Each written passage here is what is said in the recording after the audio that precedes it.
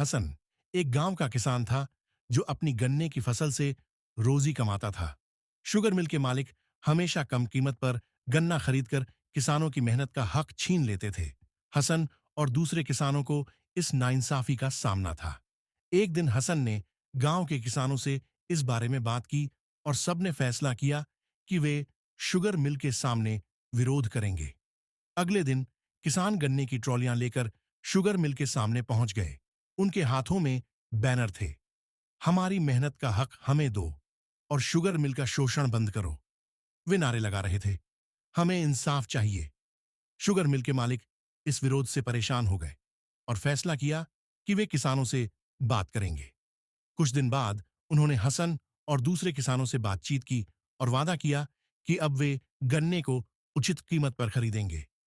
हसन ने गांव के दूसरे किसानों से कहा, हमें अपनी आवाज उठानी पड़ी ताकि हमें हमारा हक मिल सके। अगर हम एकजुट रहेंगे तो हम किसी भी नाइंसाफी के खिलाफ लड़ सकते हैं। ये कहानी सिखाती है कि जब किसान अपने हक के लिए एकजुट होकर आवाज उठाते हैं तो वे बड़ी कंपनियों के शोषण के खिलाफ सफल हो सकते हैं। इस तरह की और कहानियां सुनने के लिए मेरे चैनल को सब्सक्राइब करें।